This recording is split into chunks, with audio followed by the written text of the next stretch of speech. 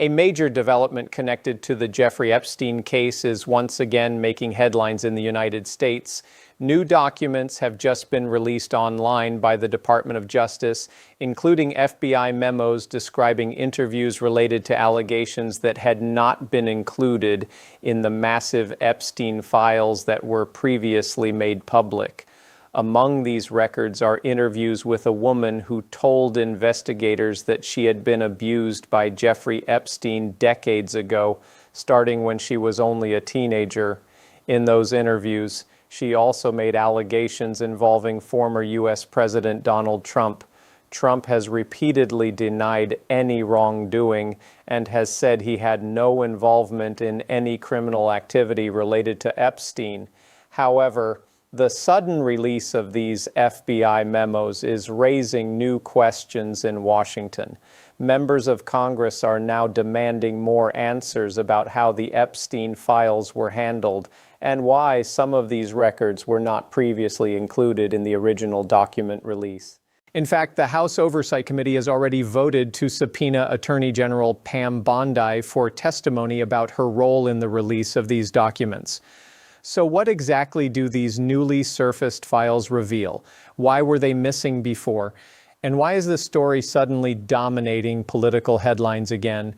In today's video, we're going to break down the key details from the newly released documents, the reaction from political leaders, and what this could mean for the ongoing investigations connected to the Epstein case. Newly released documents that were missing from the Epstein files contain serious unverified allegations against President Trump. The Justice Department posted 3 FBI memos describing interviews with a woman who accuses both Jeffrey Epstein and President Trump of sexually assaulting her when she was a teenager.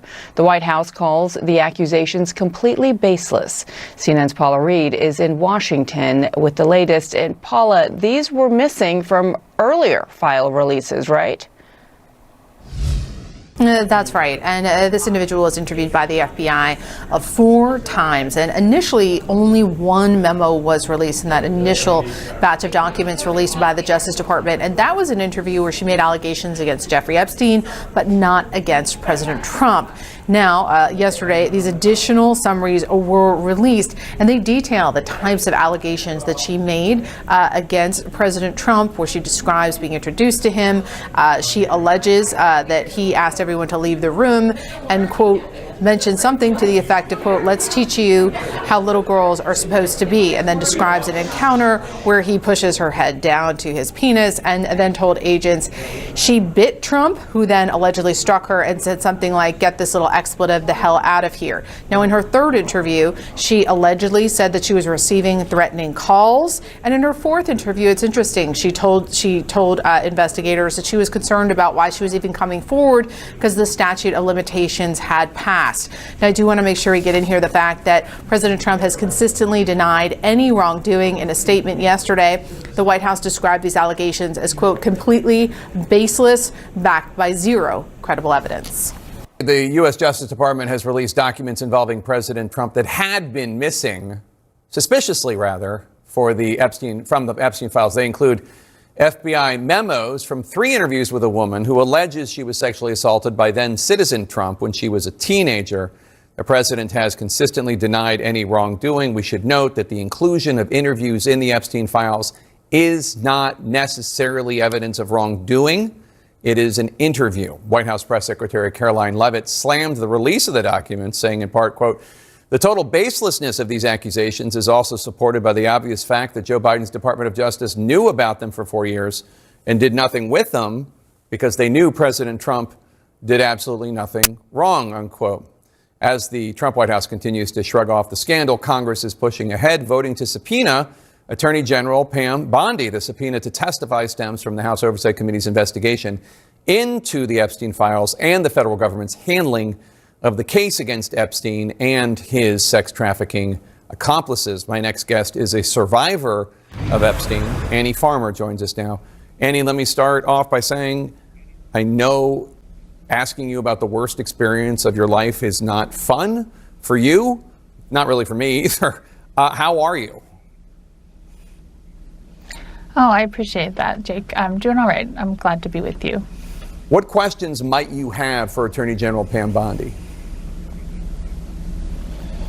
I have a lot. I was actually really happy to see that Pam Bondi has, there was people on both sides of the aisle came together to say that she needs to testify between the House Oversight Committee, because I think, when she was in front of the Judiciary Committee, she refused to even acknowledge survivors. The questions that were asked, there was a lot of, deflection and avoidance. And so really, we still don't understand how this release of information was so terribly botched when again and again we see powerful people being protected and information about survivors, not being properly redacted. So I think we have a lot of questions for her. I'll remind our viewers that when Attorney General Bondi was asked about a matter relating to the Epstein files, she started talking about how the Dow had reached 50,000, and that's what members of Congress should have been focused on. Over the last few weeks, we have seen across the pond in foreign countries investigations start, foreign leaders get in trouble, even a former member of the Royals. There has been some accountability for actions related to the case. What does it tell you that the U.S. government is not, at least as far as we know, doing so in terms of investigations and accountability? I think a lot of people are looking at this and wondering why. What is it that's different that's happening here? I mean, we know this was a global conspiracy. So, there were people all over the world involved in this operation. And so I'm glad to see that people are doing things overseas. It makes me hopeful that real investigations could happen. But I do feel frustrated that that's not happening here. I think we need more of that. You were invited to the State of the Union address last week. Tell us about that experience. I was able to go with Congressman Robert Garcia, and he's been a real champion for this investigation in the House Oversight Committee. So I was glad to be there with him. It was actually pretty challenging, though, to sit through Trump's speech when it seemed like he just had a different vision of the country that he was presenting, a different vision of events. He, of course, did not acknowledge any of the survivors that were present, and we weren't really expecting him to, but we were there to remind him that we're not going away, that, the United States, I think, is very much still interested in getting to the bottom of this and wants answers. Annie Farmer, thank you so much, and best to your sister as well. We appreciate your coming here today and know it's not easy. A very rare and stunning rebuke of the Attorney General of the United States, Pam Bondi, by members of the president's own party.